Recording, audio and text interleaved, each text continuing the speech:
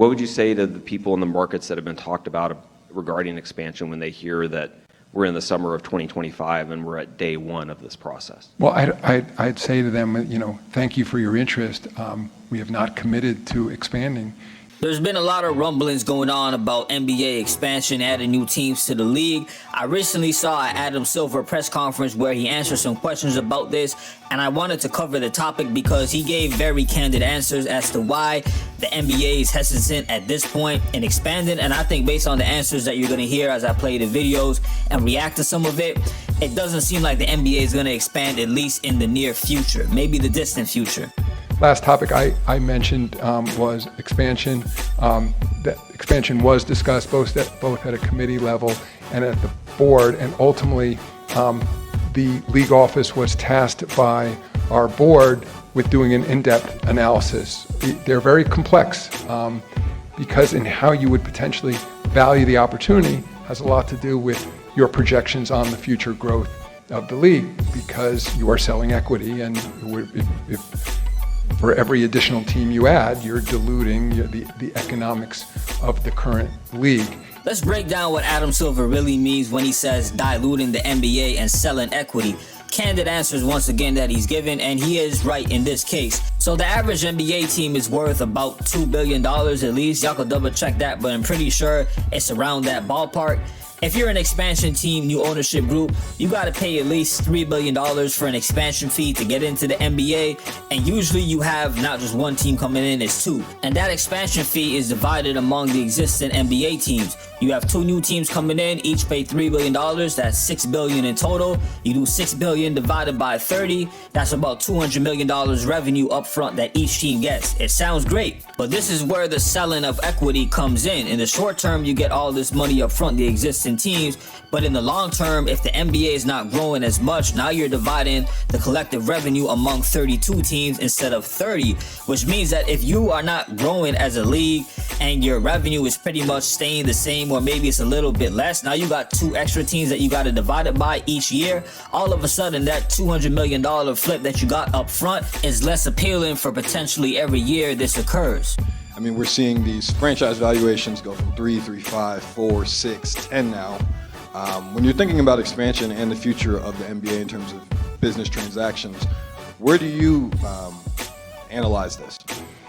Well, it's interesting. One of the things we talked about at the meeting, I think with this fairly dramatic rise in franchise values, had we expanded, for example, 5 years ago, we would underprice the market. Doesn't necessarily mean it would have been the wrong decision. As I said, there are non-economic benefits to expanding as well, but it's clear that there was no model that was predicting the Lakers would have sold for the price they just sold, or the Celtics for that matter either.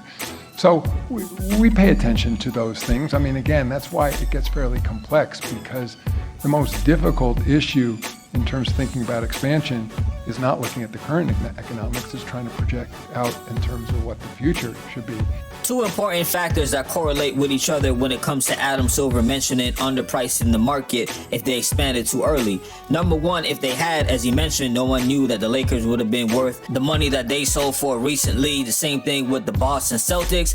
So a new expansion team coming in, that new ownership group would have got the expansion fee on a discount because it's based off of the worth from the average NBA team. And if you have two high-profile squads earning a lot more than people anticipated, they are essentially raising the whole value of the league. But then on the flip side, had they done that and went along with it, then the overall market value of the NBA would have been a little bit less, meaning that the Lakers and the Celtics wouldn't have sold due to the new expansion teams bringing down the overall value of the league, financially at least. And if they were able, the Lakers and Celtics, to find sellers despite the new franchises coming in, hypothetically speaking, it wouldn't have been as much as the reports that we see right now that they did sell for.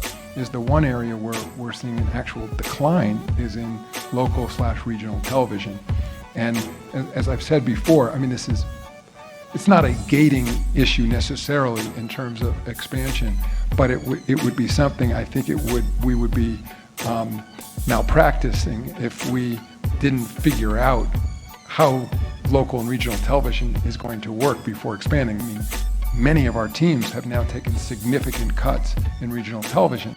We're thrilled we have our new national deals, but we need to figure out whether that's going to be an aggregated solution going forward, a hybrid for those teams who want to be part of a larger network. Other teams may want to remain independent. I personally think it's potentially the best value in all of sports. I mean, when I look at what the market has said about the value of national games, there's no reason that our teams shouldn't be commanding on a relative basis that same value on a local basis. When Adam Silver started off this part of the clip mentioning how local networks, the ratings are down and they would have to figure out how to work around that when it comes to expansion, that is totally true.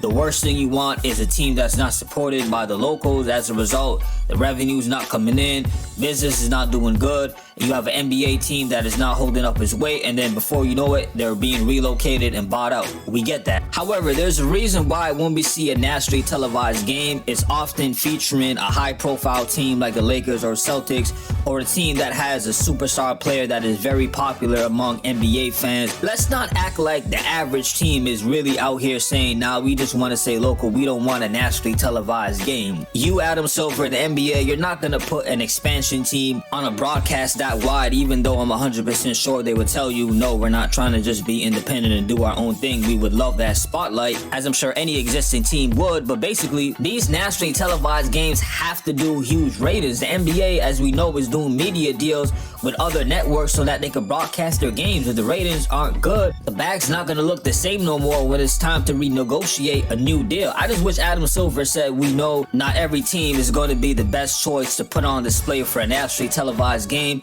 This is why we have to focus on upselling our local markets within these communities to really support the team that they have in their backyard. And I do think he was alluding to it when he said towards the end of the clip that I played that the nationally televised games, what the market is saying, it should be relative towards the local aspect of these teams and what their market is doing as well. But even that is tricky. At the end of the day, a nationally televised game is always going to draw more eyeballs, more popularity. Everybody knows everyone is watching, and that's why everyone else wants to tune in and see what's going on. I'm going to leave things here. Y'all let me know what you think about expansion. Do you agree with it? If so, what teams do you think should have a city with an NBA team in it? I've been seeing Las Vegas, Seattle, and I want to leave you with this metaphor as well. When I'm listening to my favorite artists, I don't like when they have 20 plus songs in an album. What ends up happening is I tend to skip through more songs to get to the actual songs that I do like. The same thing could be applied to the NBA. You know, fans got work, businesses, kids, a lot of time that they don't really have on their hands. If you add more teams for them to pay attention to, especially ones that may not attract them or catch their attention, I think you're gonna devalue the interest that you already have. That's my opinion. Again, let me know in the comment section. Like, share, and subscribe. As always, salute for listening. Peace.